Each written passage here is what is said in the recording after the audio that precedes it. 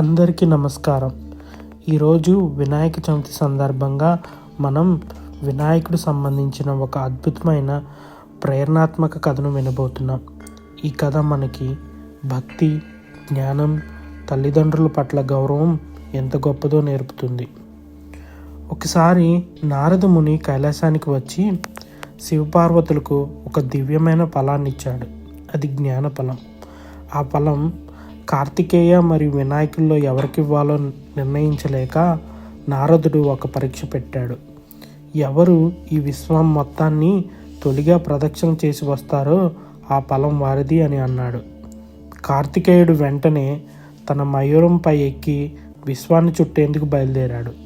పర్వతాలు, సముద్రాలు, గ్రహాలు అన్నీ చుట్టి రావడానికి అతను బయలుదేరాడు.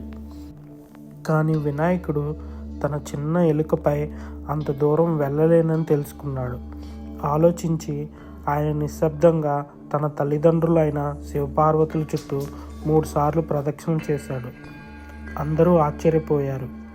వినాయకుడు అప్పుడు అన్నాడు, నా తల్లిదండ్రులే నా విశ్వం. వారిని ప్రదక్షిణ చేయడం వలన నేను ఈ విశ్వాన్ని ప్రదక్షిణ చేసినట్లే. ఈ సమాధానంతో శివపార్వతులు ఆనందించి గణేశునికి ఆ జ్ఞానఫలం ఇచ్చారు.